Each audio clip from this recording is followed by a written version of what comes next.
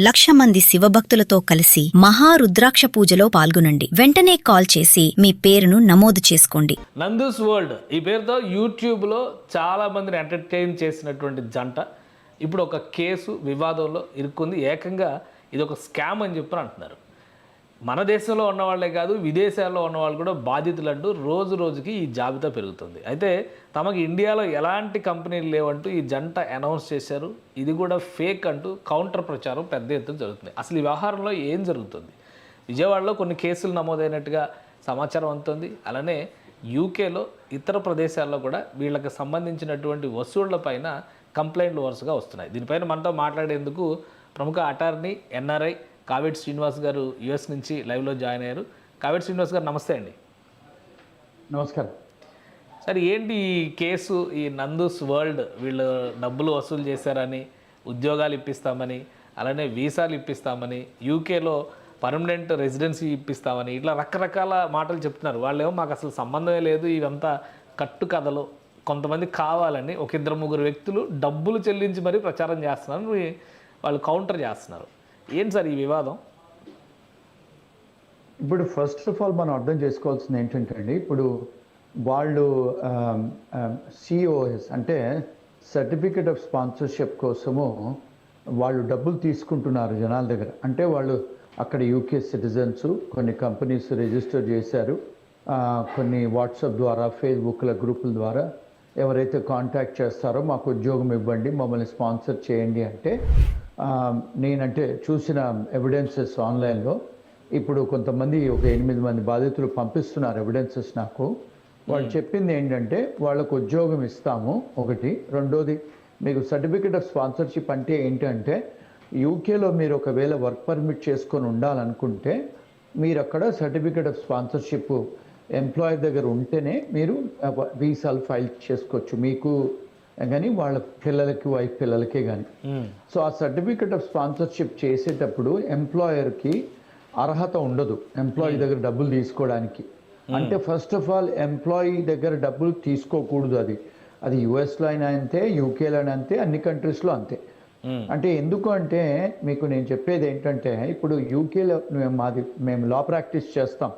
యూకేలో నేను qualified solicitor, నేను అక్కడ ప్రాక్టీసింగ్ సర్టిఫికేట్ ఉంది నాకు. అక్కడ నడిబొడ్డు సెంట్రల్ లండన్లో ఆఫీస్ ఉంది మనకి. ఇప్పుడు వాళ్ళందరూ కాంటాక్ట్ చేస్తున్నారు మనకి. ఏంటంటే ఫస్ట్ ఆఫ్ ఆల్ మీరు సర్టిఫికేట్ ఆఫ్ స్పాన్సర్షిప్ చేస్తాను అని డబ్బులు తీసుకోవచ్చా? అది తీసుకోకూడదు, అది నేరము. నంబర్ 1. నంబర్ 2, డబ్బులు హస్బెండ్ అకౌంట్లో కొన్ని తెప్పించుకుంటున్నారు, వైఫ్ అకౌంట్లో కొన్ని తెప్పించుకుంటున్నారు.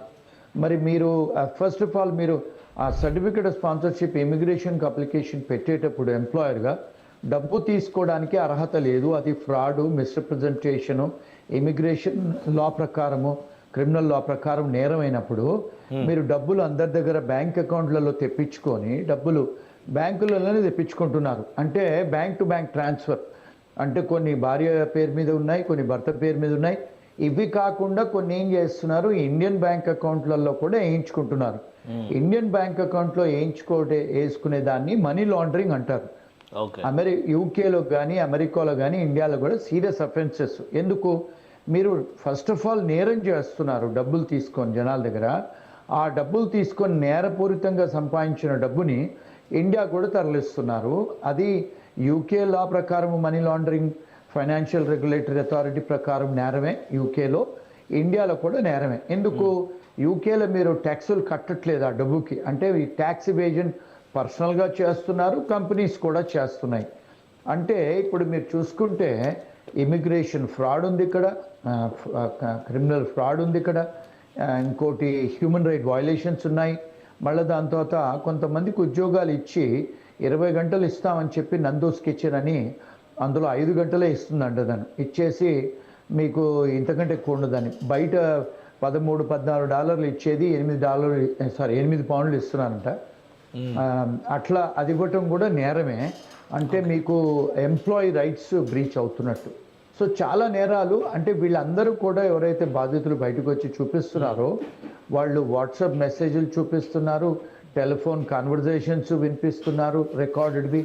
దాంతోపాటు they are also showing the bank accounts, bank details, ఇండియాలో అకౌంట్ డీటెయిల్స్, యూకే డీటెయిల్స్. ఇవన్నీ కూడా ప్రూవ్డ్ బియాండ్ రీజనబుల్ డౌట్ నేరాలండి. కానీ అంటే ఒకటి ఈ ఇష్యూ వచ్చిన తర్వాత నందన ఆమె రెస్పాండ్ అయ్యారు, ఒక వీడియో కూడా చేసి చిన్న షార్ట్ వీడియో పెట్టారు. ఇది ఇండియాలో ఒక ముగ్గురు వ్యక్తులు కావాలని తమను బదనాం చేస్తున్నారు, పెయిడ్ ప్రమోషన్ చేసి మరి. అంటే ఇదైతే పెయిడ్ ఇంటర్వ్యూ కాదు, వాళ్ళు చెప్పిన మాట నేను చెప్తున్నాను. పెయిడ్ ప్రమోషన్స్ చేసి మమ్మల్ని బ్యాడ్ చేసే ప్రయత్నం చేస్తున్నారు, మాకు అసలు ఇండియాలో ఎలాంటి కంపెనీలు లేవు, మేము ఎలాంటి రిక్రూట్మెంట్లు చేయలేదు, ఎలాంటి ఆఫర్స్ ఇవ్వలేదు అంటున్నారు. సో ఇది యాక్సెప్ట్ చేయొచ్చా? ఆమె చెప్పిన వర్షన్ ఎంతవరకు మనం కన్సిడర్ చేయొచ్చు? ఇప్పుడు మీరు డబ్బులు అక్కడికి సైఫన్ చేసుకుంటున్నారు కదా, లాండర్ చేస్తున్నారు కదా, వేరే వేరే అకౌంట్ల పేర్లు మీరు ఇస్తేనే కదా బ్యాంక్ అకౌంట్లకి డబ్బులు వేస్తాం మనం. ఇప్పుడు ఓవర్సీస్ నుంచి ఇండియాకి డబ్బులు పంపాలంటే వెరిఫికేషన్ అవుతుంది. ముందు వెరిఫికేషన్ అయిన తర్వాతనే డబ్బులు బయట నుంచి వస్తాయి ఇండియా అకౌంట్లోకి. మరి అవి మీరు ఇస్తేనే కదా, అకౌంట్స్ వాట్సాప్లలో మెసేజ్లలో ఇస్తేనే కదా వాళ్ళు పెట్టారు. This is part of conspiracy అండి. కన్స్పిరసీలో ఆ ఇండియాలో ఉన్న వాళ్ళు కూడా అవుతారు. ఇప్పుడు ఇబ్రహీంపట్నంలో, విజయవాడలో చాలా ప్లేసెస్లో ఎఫ్ఐఆర్ కట్టారంట, మళ్ళీ లుకౌట్ నోటీసులు కూడా పెట్టారు. అంటే డెఫినెట్గా వాళ్ళు they are part of the bigger scheme ఇది. ఇంకోటి ఏంటంటే ఇప్పుడు ఇండియాలో నుంచి చేస్తున్నారంటే ఇండియాలో 2-3 చేయొచ్చు, మరి ఇప్పుడు యూకే నుంచి కూడా 8-10 మంది కాల్ చేసి నాకు మాట్లాడుతున్నారు. యూకే నుంచి బాధితులు ఫోన్ చేస్తారు, అప్రోచ్ అయ్యారా? ఓకే, అవును సార్. అందుకని ఏంటి సార్ వాళ్ళు చెప్పే వర్షన్ ఏంటి? ఇండియాలో పోనీ ఎవరో 3-4 ప్రచారం చేస్తున్నారు అనుకోవచ్చు, యూకేలో వాళ్ళు చెప్పే మాట ఏంటి? ఇప్పుడు వాళ్ళు చెప్పేది ఏంటంటే కొంతమంది ఏం చెప్తున్నారు, 30 మంది ఉన్నారని చెప్తున్నారు, కొంతమంది 50 మంది ఉన్నారని చెప్తున్నారు. ఇప్పుడు ప్రస్తుతం అయితే 8 మంది మా ఆఫీస్తో కాంటాక్ట్లో ఉన్నారు. వాళ్ళందరూ ఎవిడెన్సెస్ పంపిస్తున్నారు. నేను వాళ్ళకి అడ్వైజర్స్ ఇచ్చాను ఎక్కడెక్కడ కంప్లైంట్స్ చెయ్యాలని. అవసరం ఉంటే మేము we will take up that case and we will do justice for them అండి. న్యాయం చేకూరుస్తాం వాళ్ళకి. సార్ ఇప్పుడు బాధితులతో ఎవరితోనైనా మనం మాట్లాడడానికి అవకాశం ఉందా? ఎందుకంటే వీళ్ళు ఇవన్నీ నేను మీకు కనెక్ట్ చేస్తాను. కేవలం ఎలిగేషన్స్ అని కొట్టిపడేస్తున్నారు. బాధితులను ఎవరైనా ఇప్పుడు లైవ్ లో మనం కనెక్ట్ చేయొచ్చా? అంటే ఇప్పుడు నాకు I don't know how to do it, but I can give you the numbers. I lost my office to give you numbers. 8 మంది నంబర్స్ ఇస్తారు, గ్రూప్ చేశారు, అందులో పెట్టారు నాది. I connect you guys so that మీరు కాల్ చేసుకొని చేస్తారు. So ఈ సివియారిటీ ప్రకారం చూస్తే అంటే ఇండియాలో కేసులు నమోదు అవడానికి అవకాశం ఉందా, యూకేలోనూ చర్యలు తీసుకోవడానికి ఛాన్స్ ఉందా? యూకేలో ఆల్రెడీ కేసులు కట్టారండి. వాళ్ళు కట్టారంటే ఎఫ్ఐఆర్లు కూడా చూశాను, ఆన్లైన్లో చూపించారు. మళ్ళీ దాని తర్వాత ఇండియాలో కూడా లుకౌట్ నోటీస్ పెట్టారు వీళ్ళ మీద. So they is going to be severe punishments అండి. ఇంటర్నేషనల్ లాలో కూడా ఇప్పుడు దీన్ని మోడర్న్ డే స్లేవరీ అని కూడా అంటారు. అంటే మానవ హక్కుల ఉల్లంఘనలు కూడా జరిగాయి. ఎందుకంటే చాలామంది వాళ్ళు వైఫ్స్ను పిల్లల్ని పంపించేశారంట.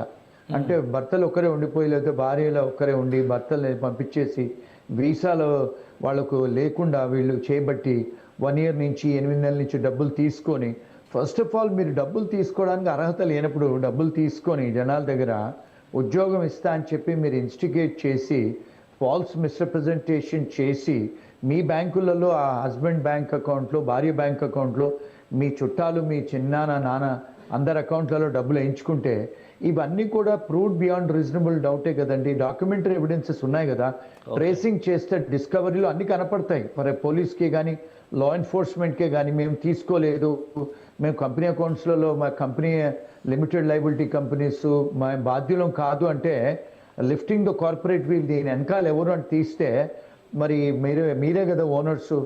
So you are liable for all these offences అండి. సో అంటే యూకేలో అయితే ప్రాసిక్యూట్ అవడానికి అవకాశాలు ఎక్కువ ఉన్నాయి. యూకేలో 100% ప్రాసిక్యూట్ అవుతారండి, ఇండియాలో కూడా అవుతారు. మనీ లాండరింగ్ ఇండియాలో అసలు కంపెనీనే లేదు, మేము అవి ఏం ట్రాన్సాక్షన్స్ ఏంటనేది కూడా క్లారిటీ లేదు మాకు అని చెప్పని అంటున్నారు. కొందరు కావాలనే చేస్తున్నారు, 1-2-3 చేస్తున్నారు అంటున్నారు. అవి మనీ లాండరింగ్ అఫెన్సెస్ ఉన్నాయి కదండి. మనీ లాండరింగ్ అఫెన్సెస్ మీకు ఇంటెంట్ అవసరం లేదు. మనీ లాండరింగ్ అఫెన్సెస్ లో మీకు కంపెనీ ఉందా లేదా అనే క్వశ్చన్స్ ఉండవండి. Even Indian law is also like that. They will be prosecuted in India also. Okay, ఎలాంటి శిక్షలు పడవచ్చు సార్ ఇండియాలో కానీ యూకేలో కానీ? అట్లీస్ట్ 10 years అండి. యూకేలో అయితే 10 years జైల్ టర్మ్ ఉందండి.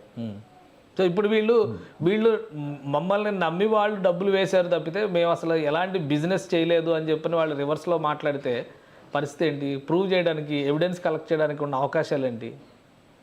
ఉన్నాయి కదండి వీళ్ళ దగ్గర వాట్సాప్ మెసేజెస్ ఉన్నాయి, ఈ telephone మెసేజ్ conversations కన్సిడర్ చేస్తారా? మనకి Admissible. చాలా వాటిలో Absolutely. Video evidences, photo evidences consider చేయరు అది ఇది అని అంటారు కదా. సుప్రీం కోర్ట్ ఆఫ్ ఇండియాను American supreme court British laws అన్నీ కూడా ఇప్పుడు లాస్ చేంజ్ అయినాయండి. మీరు వాట్సాప్ మెసేజెస్ పెట్టినా టెలిఫోన్ కాన్వర్జేషన్స్ అయినా కూడా they all will be taken as a secondary evidence and they have an evidential value అండి. Okay. ఇంకోటి మీ బ్యాంక్ అకౌంట్లో డబ్బులు వచ్చాయి కదా, మరి డబ్బులు ఎందుకు వస్తున్నాయి, ఎలా వస్తున్నాయి, మీరు అంటే ఇన్కమ్ ట్యాక్స్కి అయితే చెప్పాలి కదా డబ్బులు ఎందుకు వస్తున్నాయో, Okay. అంటే జస్టిఫై చెయ్యాలి కదా.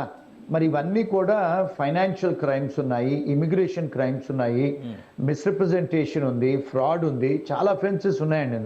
మళ్ళీ డబ్బులు మీరు అమెరికా, యూకేకి కానీ ఏ కంట్రీస్కి అయినా మీరు డబ్బులు ట్యాక్సులు కట్టకుండా మీరు పంపించేస్తున్నారు అమౌంట్ని, అంటే దాన్ని మనీ లాండరింగ్ యూకేలో కూడా అఫెన్సెస్ అండి ఇవన్నీ. ఓకే, యూకేలో అఫెన్సెస్, ఇండియాలో కూడా అఫెన్స్. అంటే మీరు ఇందాక ఒక మాట అన్నారు, కొంతమందిని అక్కడికి ఫ్యామిలీస్తో సహా వచ్చిన తర్వాత ఒకరిద్దరిని హోల్డ్ చేసి మిగతా వాళ్ళని పంపించేసేయడం, వాళ్ళ పాస్పోర్ట్లు వీళ్ళ దగ్గర పెట్టుకోవడం, ఇట్లాంటివి జరిగినాయా? అట్లాంటి కేసులు ఏమైనా ఉన్నాయా? మీకు వచ్చిన కంప్లైంట్లు 8 కంప్లైంట్లు వచ్చినాయి అన్నారు కదా. అంటే వీళ్ళు పాస్పోర్ట్ వీళ్ళు పెట్టుకోవడానికి ఉండదండి. వీళ్ళు certificate of sponsorship home office నుంచి వచ్చిన తర్వాత వీళ్ళకు ఫస్ట్ ఉద్యోగం ఇవ్వాలి, బోనఫైడ్ ఉద్యోగం. రెండోది ప్రివేలింగ్ వేజెస్ అక్కడ ఏముంటే అవి ఇవ్వాలి. నేను ఫారినర్, మీరు తక్కువ జీతం ఇస్తా అంటే నడవదండి.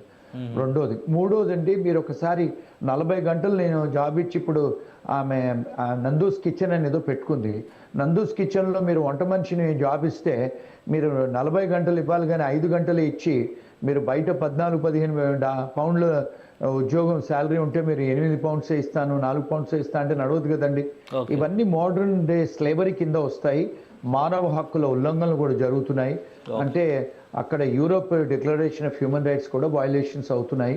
ఇవన్నీ చాలా సీరియస్ అఫెన్సెస్ అండి. ఓకే, ఇండియాలో అంటే కొంత టైం పట్టుద్ది కేసులు తేలడానికి అనుకుంటాము. సో యూకేలో అయితే ఎంత ఫాస్ట్గా ట్రాక్ అవ్వడానికి అవకాశం ఉంటుంది ఇలాంటి కేసులు? 3-4 monthsలో అయిపోతాయండి. ఓకే, చాలా ఫాస్ట్గా వస్తుంది అంటే రిజల్ట్. అవును, ఎస్. సో ఒకవేళ అక్కడ కేసులో కన్విక్ట్ అయితే ఇండియా తీసుకొచ్చి మళ్ళీ ఇక్కడ ప్రాసిక్యూట్ చేయడానికి అవకాశం ఉంటుందా, లేదా ఈ కేసు ఇక్కడే ఉంటుందండి. ఉంటుందా? డెఫినెట్గా, బికాజ్ ఇండియాకును యూకేకి మన అది ఉందండి, దేర్ ఈజ్ ఏ మన అంటే అగ్రిమెంట్ ఉంది.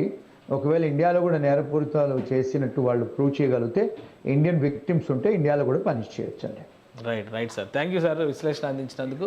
ఇది నందూస్ వరల్డ్ పేరుతో యూట్యూబర్గా అందరికీ పరిచయమే. ఇటీవల కాలంలో మెగాస్టార్ చిరంజీవి సరసన కూడా నటించి అందరి ఆదరాభిమానాలు పొందింది అనుకున్నటువంటి నందు ఇప్పుడు వాళ్ళ ఫ్యామిలీ చేసినటువంటి ఫ్రాడ్ కారణంగా కొంతమంది రోడ్డును పడేటువంటి పరిస్థితి ఉంది. అంతర్జాతీయ చట్టాల ప్రకారం కానీ, అలానే ఆయా దేశాల చట్టాల ప్రకారం కానీ కనీసం 10 ఏళ్లకు తగ్గకుండా శిక్షలు పడేటువంటి అవకాశం ఉన్న అఫెన్సెస్లో వీళ్ళు ఇన్వాల్వ్ అయ్యారు. దానికి సంబంధించి ప్రాథమిక ఆధారాలు కూడా లభిస్తున్నాయని కావేటి శ్రీనివాస్ గారు అంటున్నారు.